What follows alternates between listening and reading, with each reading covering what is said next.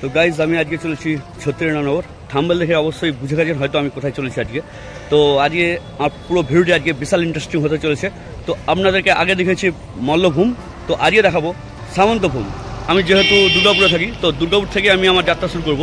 তো আজকে দেখা যাক, আজকে বাসে চাপবো। 6:30 একটা স্টেট বাস ছিল, তো আমি সেই স্টেট বাসটা মিস করলাম। এরপর একটা প্রাইভেট বাস আছে, সেটা 7:30টার সময় ছাড়বে। তো বন্ধুরা, আপনারা যদি ট্রেনে করে আসেন তাহলে কলকাতা থেকেই হোক বা আসানসোল থেকেই, তো এই দুর্গাপুর স্টেশনে আপনাদেরকে নামতেই হবে। এই দুর্গাপুর স্টেশনে নেমে এই পাশেই বাস স্ট্যান্ড থেকে আপনারা ছাদনাগামী বাস অনায়াসেই পেয়ে যাবেন। আপনারা এই মুহূর্তে দেখতে পাচ্ছেন কংসাবতী ট্রাভেলস। এই কংসাবতী বাসটিতে করেই আমি আজ রওনা দেব সেই ছাদনা পূর্ণভূমিতে। তো চলুন তাহলে ছাদনায় দেখা হবে। সামনের বাধা অতিক্রম করে আমাদের বাস ছুটে চলল। তো বন্ধুরা, এই মুহূর্তে আপনারা দেখতে পাচ্ছেন যে ব্যারেজের জল ছাড়া হয়েছে, খুব সুন্দর একটি দৃশ্য। এই দুর্গাপুর ব্যারেজটি বাঁকুড়া এবং দুর্গাপুরের একটা সঙ্গমস্থল।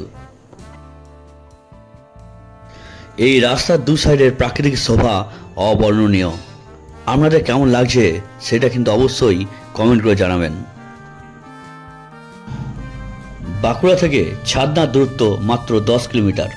এই ছাদনা বাইপাসে নেমে আমি টোটো নিয়ে নিয়েছিলাম এই পুরনো বাসুলি মাতার মন্দির যাওয়ার জন্য। তো টোটো ভাই আমার কাছ থেকে নিয়েছিল মাত্র 20 টাকা। তো টোটো ভাইয়ের ফোন নম্বর আমি আমার ডেসক্রিপশন বক্সে দিয়ে দেবো। তো বন্ধুরা, আমি অলরেডি চলে এসেছি পশ্চিমবঙ্গের বাঁকুড়া জেলার ছাদনার বাসুলি মাতার মন্দির। এটা হচ্ছে পুরনো বাসুলি মাতার মন্দির। দুর্গাপুর থেকে এই ছাদনা আসতে আমার সময় লাগলো 2 ঘন্টা। তো বাসুলি মাতার মন্দির সম্পর্কে অনেক ইতিহাস, অনেক অলৌকিক ঘটনা জড়িয়ে রয়েছে। তো সেই ঘটনাগুলি আজকে আমাদের সামনে এক এক করে তুলে ধরবো। প্রথম থেকে শেষ পর্যন্ত আমার ভিডিওতে থাকবেন। আশা করি খুবই সুন্দর লাগবে আমার এই ভিডিওটি। তো বন্ধুরা, আমি আপনাদেরকে বলে রাখি যে এরকমই যদি কোনো অলৌকিক মন্দির বা অলৌকিক ঘটনা ঘটে থাকে আপনাদের আশেপাশে, তাহলে অবশ্যই আমাকে কমেন্ট বক্সে লিখে পাঠাবেন, আমি সেখানে পৌঁছে যাব। তো চলুন তাহলে শুরু করা যাক আমার ভিডিওটি, সঙ্গে থাকুন।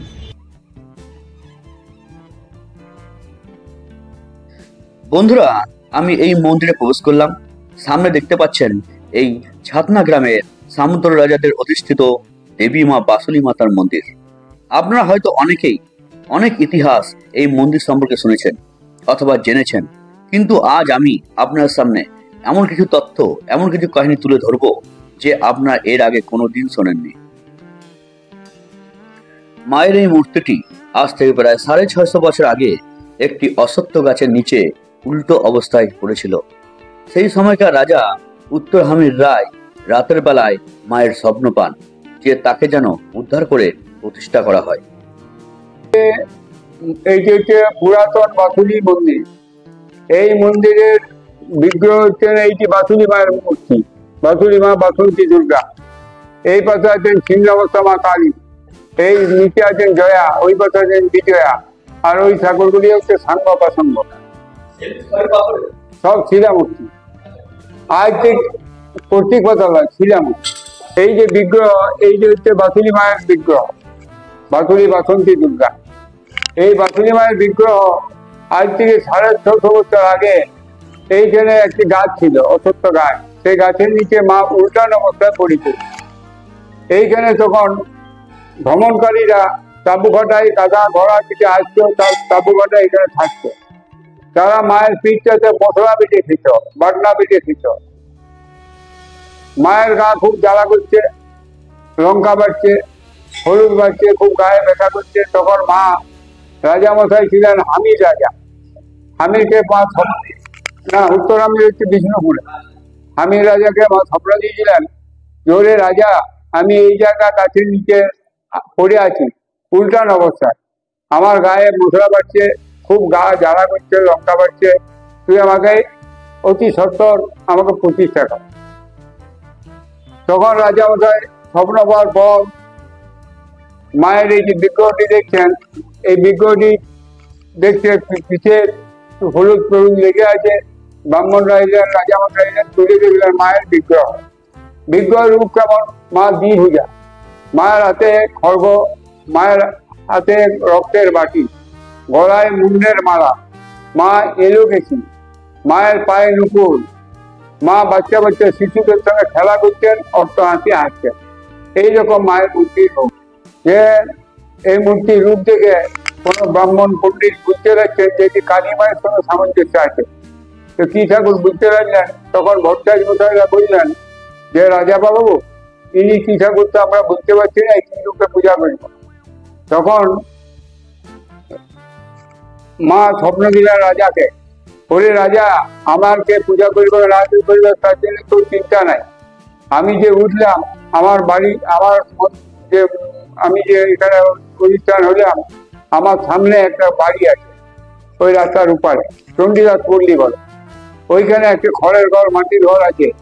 ওই ঘরের দু ভাই থাকে, একজনের নাম দেবীদাস, বড় ভাই দেবীদাস, ছোট ভাই চণ্ডীদাস। ওই দুজনেরকে বলবি আমার নাম করে, যে তারাই পূজা পাঠ করবে, এবং আমি কি ঠাকুর না ঠাকুর তার দিকে আমি সব বলব। তখন রাজামশাই দেবীদাস আর চণ্ডীদাস, যে বড় চণ্ডীদাস, সেই চণ্ডীদাস দেবীদাসকে দেখে পরে বললেন, ওয়ে চণ্ডীদাস দেবীদাস, মা তো এখানে উঠেছেন, তাহলে তুমি একটা কাজ করো, তোমরা দু ভাইয়ে এখানে পূজা পাঠ করো। চণ্ডীদাস ছিলেন পরম বৈষ্ণব, পরম বৈষ্ণব, শ্রীকৃষ্ণ কীর্তন রচয়িতা। তিনি বললেন যে এই তো ঠাকুরকে দেখে মনে হচ্ছে যে গলায় মুন্ডের মালা, হাতে খড়গ, তাহলে এই সাক্ষ্য দিন। তো যাই হোক, আমরা সব জানি নাই, তুমি পূজা করো, মা স্বপ্ন দিয়েছেন। ঠিক আছে, মা যখন স্বপ্ন দিয়েছেন আমরা পূজা পাঠ করব। তারা প্রথম বোঝে বিভিন্ন জায়গায় ঘুরে বেড়াচ্ছেন, ওই চণ্ডীদাস দেবীদাস, আর কৃষ্ণ সেবা করছেন। তো যাই হোক, মায়ের স্বপ্ন দিতে ওনারা প্রথম মায়ের চণ্ডীদাস আর দেবীদাস মায়ের পূজা শুরু করছেন। এই মন্দিরের পুরোহিত মশাই আমাদের জানালেন মায়ের এক গুরুত্বপূর্ণ তথ্য। মা কিভাবে এই পুরনো মন্দির থেকে নতুন মন্দিরে পদার্পণ করলেন তারই ইতিহাস।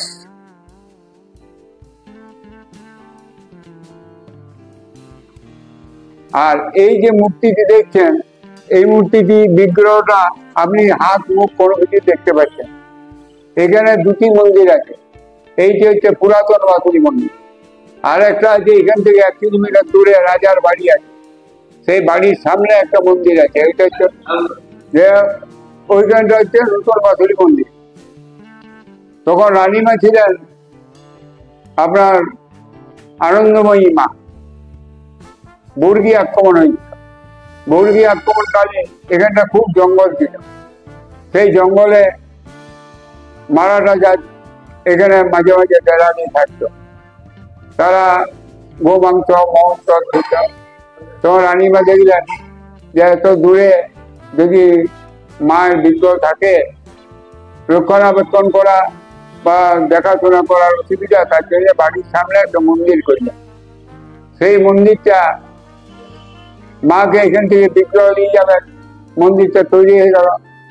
বিগ্রহ নিয়ে যাওয়ার সময় মায়ের বিগ্রহ যেটা মাঝে দেখছেন, ওই বিগ্রহকে তোলা যায়, কোন রকমের ব্রাহ্মণরা তুলতে পারছেন না। ওইখানে মন্দিরে প্রতিষ্ঠা করবেন, কোন রকমের তোলা যায়। তখন ব্রাহ্মণরা বললেন, মা তো এখান থেকে যাবেন না, কারণ এখানে চণ্ডীদাস পূজা করেছেন। চণ্ডীদাস দেহ রাখার 3-4 পুরুষ পর এই ঘটনা। বলছে মা এখানে পূজা করেছেন, মা এখানে শাখা করেছেন, হয়তো এখান থেকে যাবেন। তখন রানীমা খুব জোরে কাঁদে, গলায় কাপড় নিয়ে কাঁদতে শুরু। মা তোর নামে আমি মন্দিরটা তৈরি করিলাম, তোকে প্রতিষ্ঠা করবো বলে, তাহলে ও মন্দিরটা কি হবে? তুই মা চল, মা চল, মা করে খুব কাঁদতে শুরু করি।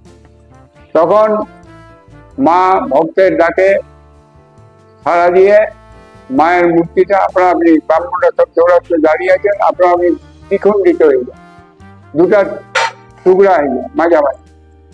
এই যে হচ্ছে মায়ের পিছনের পিঠ, ওই যে মাঝে ছিদ্রটা দেখছেন, গর্তটা, ওইটা নোড়া দিয়ে ঠুকাঠুকির ফলে ওইটা ছেঁদা হয়ে গেছে। আর সামনের মূর্তিটা রানীমাকে নিজে প্রতিষ্ঠা করবেন ওই রাজবাড়ি। আর এই যে যেটা সামনের হাত মুখ আমি বললাম মায়ের মূর্তির রূপ, সেই রূপের মূর্তিটা ওইখানে আছে, আপনার রাজবাড়িতে গেলে দেখতে পাবেন। আর এইটা হচ্ছে মায়ের পিছনের পিঠ। একই রূপে একই ভাবে পূজা পাঠ হয়। এইটা বসন্তকালীন দুর্গাপূজার সময় হোম, চণ্ডীপাঠ, শ্রীকৃষ্ণ কীর্তন বিভিন্ন হয়। মায়ের মাছের ব্যবস্থা আছে। মা ভোগ ভোগ অন্নভোগ, বিউলির ডাল, হয়তো বিউলির ডাল, কেলানির ডাল যেটা বলে, বিউলির ডাল, বিউলির ডাল, আর মায়ের 5 মিশালি তরকারি, আর মায়ের মাছ পোড়া লাগবে প্রতিদিন। ওই মন্দিরে প্রতিদিন হয়, এখানে উৎসবের সময়। আর মা বাসুলি দেবীর কাহিনী এখানেই শেষ নয়। মা বাসুলি একজন সহজ সরল গ্রামবাসীকে মৃত্যুর মুখ থেকে ফিরিয়ে নিয়ে এসেছিল। বাঁকুড়ার এক কাপালিকের হাতে তার বলি হতে যাচ্ছিল, কিন্তু মা বাসুলি দেবী সেখানে স্বয়ং উপস্থিত হয়ে তাকে ফিরিয়ে আনে, তার মায়ের কোলে ফিরিয়ে দেয়। বাজারে গোপাল দৈপা নামে নাম ছিল, ব্যবসায়ী, সবজি ব্যবসায়ী। তার সবজির আড়ত ছিল, দোকান। সেই দোকানে সে ব্যবসা করত। গোপাল দৈপা প্রতিদিন বাঁকুড়ায় দুপুরবেলায় মাল আনতে যেত দোকানের জন্য। দিয়ে ও রবিবার একদিন বললো, চলো তোমাকে আমার আশ্রম দেখাতে দিয়ে যাবো। আশ্রম দেখাতে দিয়ে যাবো। তো বলছি যে আমার তো সময় নাই, দোকান বন্ধ করে আমার যা চলবে না, আমার দোকানে বসার মতো কেউ না। ঠিক আছে, যেদিনে ফাঁকা থাকবে সেদিন যা। যে বাঁকুড়ায় রবিবারে তো বন্ধ থাকে, ওর সেটা মনেই নেই। ও মাল আনবার জন্য, দোকানের জিনিস কেনার জন্য বাঁকুড়া গেছে। যে সাধু বাবা ঘুরঘুর করছে ফোট করাতে, ও দোকান গেছে, দোকানে দেখিছে দোকান বন্ধ। বুঝি আজ তো রবিবার, আজ কিসের দোকান খোলা? দোকান খোলা থাকবেন। দিয়ে সেই দোকান খোলা নাই। তারপরে দোকান খোলা নাই দিকে আবার সাধু বাবার কাছে দেখা হয়েছে। গোপাল আজকে কেন দিচ্ছ? ওই যে আজকে মাল দিতে এসেছিলাম, কিন্তু দোকান বন্ধ। তাহলে ভালো হয়েছে, চলো তুমি আমার সঙ্গে আশ্রম দর্শন করে আসবে, আমার আশ্রম। সেইখানে কালী মন্দির আছে, সেইখানে ওই আমাদের কাপালি পূজা টুজা করে, তো ওইখানে নিয়ে গেছে। এইদিকে ঘরে খোঁজ কোথায় গেল, এখন আসে নাই, কোথায় গেছে বিচার করে।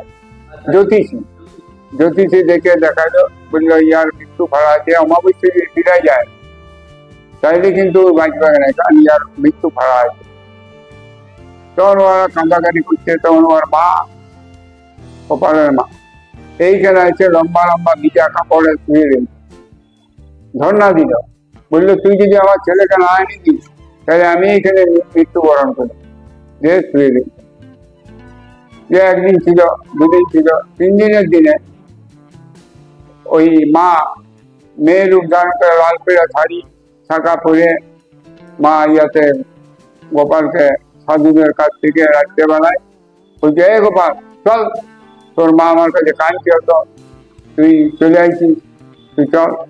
দিয়ে ওকে ওইখান থেকে নিয়ে এসেছিল। তিনি হচ্ছেন সেই মা। সেই গোপাল এসে পরে দুয়ারে পড়েছিল, অজ্ঞান হয়ে গেছিল, কারণ 10-15 দিন তাকে খোঁজ পাওয়া যায় না। তো অজ্ঞান হয়ে পড়েছিল। তারা কথাবার্তা বলেছিল যে এবার বলি দিব অমাবস্যার দিনে। তো ওই কথাগুলা প্রথমে শুনেছিল, সেগুলো ঘরে পরিচয় দিতে পারে নাই। প্রথমে পাগলের মতো হয়ে গেছিল, মানে মনটা ঠিক থাকে নাই।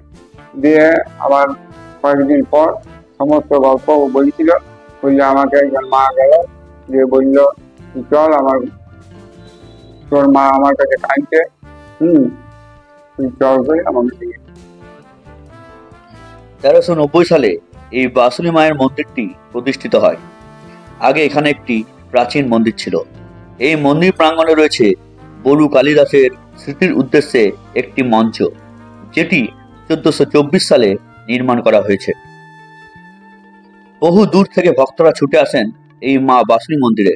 মা বাসুলি দেবীর কৃপায় গ্রামের মানুষ সুখে শান্তিতে বসবাস করেন। তো বন্ধুরা, আমি আমার ভিডিওটি এখানে শেষ করব। তো এরপর আমার গন্তব্য সামন্তরায়দের রাজবাড়ি এবং নতুন বাসুনি মন্দির এবং তার ইতিহাস এবং অলৌকিক ঘটনা। তো বন্ধুরা, আজকের মতো এইটুকুই। নেক্সট ভিডিওতে আবার দেখা হবে। Tata, bye bye.